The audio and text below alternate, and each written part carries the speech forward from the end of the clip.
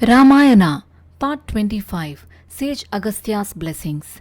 Agastya was a Brahmarshi. He was the son of the gods Mitra Varunas, and so was also known as Maitra Varuna. Lopamudra, the daughter of the king of Vidarbha, was his wife. Great among the great was Sage Agastya. He had once rescued the rishis who dwelt there from a dreadful harassment. Long ago, two rakshasas, Vatapi and Ilvala by name, lived in this forest. They were brothers. They used to live in a hut of leaves. Vatapi used to be in the form of a goat. If a guest turned up, Ilvala would kill the goat and prepare a meal. After the guest had eaten, Ilvala would call out, "Vatapi, come out." Vatapi would cut open the stomach of the guest and emerge. Then the two would feast on the body of the guest. Several rishis had fallen prey to these brothers. Once Agastya came there. As usual, Ilvala killed the goat, made a meal, and served it. Agastya knew all about these brothers. He knew that he was eating not goat's meat, but that of Vatapi in the form of a goat. He had a leisurely meal. Then he moved his hand over his stomach and said, "Vatapi, be digested." Vatapi was assimilated. Poor Ilvala did not know this. He cried out, "Vatapi, come out!" No, there was no Vatapi. Again and yet again, Ilvala called out, but all in vain. Then Agastya cursed and killed Ilvala too. At one time, rakshasas known as Kaaleyas were harassing the gods. During the day, they would hide in the sea. At night, they would suddenly mount attacks on the gods. The gods were worried. Following Brahmadeva's advice, they approached Agastya and appealed to him for help. He went up to the sea and drank all the water. So the Kaaleyas had no way to hide and came into view. The gods easily destroyed them. Thus, Agastya had the distinction of having helped the very gods. Long ago, the Vindhya mountain challenged the sun and began to grow. This troubled everyone. People, therefore, went to Agastya and begged him to arrest the growth of Vindhya. He went to Vindhya. He ordered the mountain not to grow any further. At once, the mountain obeyed.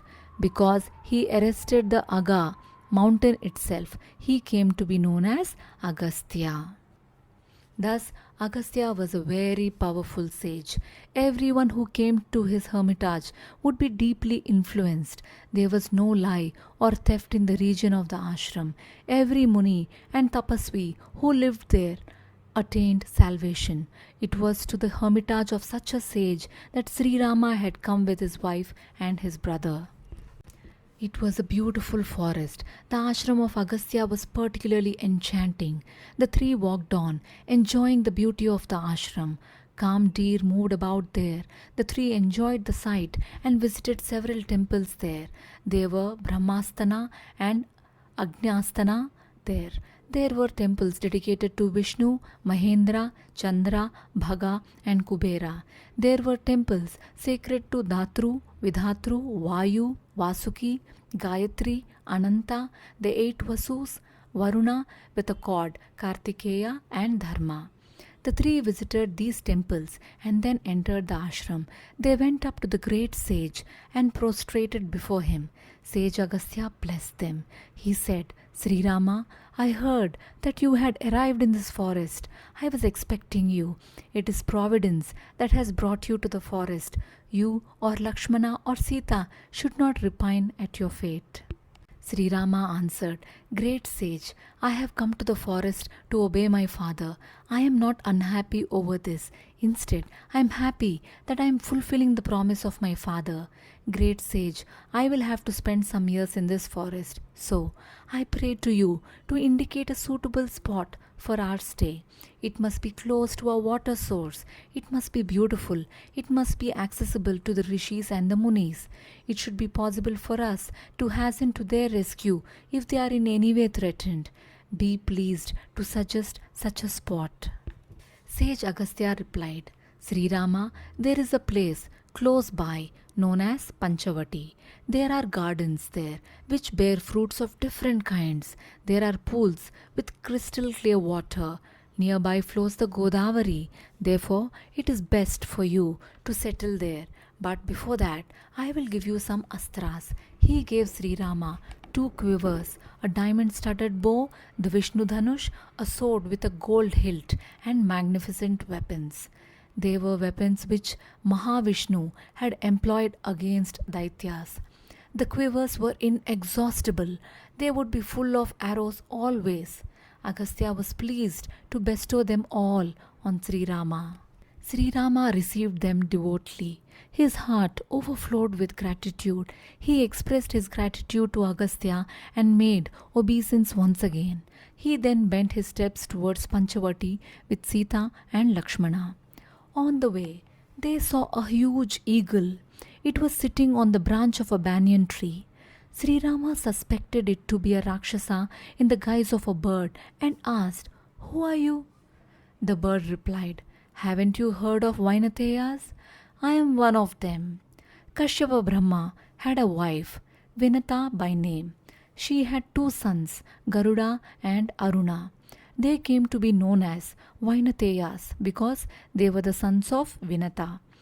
Garuda became Lord Vishnu's vehicle, while Aruna became the sun god's charioteer. 2 sons were born to Aruna, Sampati and Jatayu. I am Jatayu. My elder brother Sampati is on the coast of southern sea. I have lived here for many years. Who are you and why have you come here? Sri Rama told him who they were. Jatayu was very happy and said, "Rama, my child, I am a friend of your father Dasharatha. I am old, but yet if you stay on in Panchavati, I will render whatever help I can." Sri Rama was very happy. He travelled towards Panchavati with Jatayu. Just as Sage Agastya had indicated, Panchavati was the loveliest part of the forest. 5 banyan trees grew in a cluster, and therefore the place came to be known as Panchavati. The region of Pancha, 5 vatas, means banyan trees. Sweet fragrance reached the nostrils as soon as they entered the region. The expansive greenery all round was all charm. The place abounded in animals which could be hunted. The Godavari flowed nearby so that religious rites could be conveniently performed. There were trees laden with fruit which would satisfy one's hunger. What more could they ask for? Lakshmana constructed a beautiful hut of leaves using wooden logs and other material. They brought flowers and fruits and offered worship to Parnakuti and entered the hut.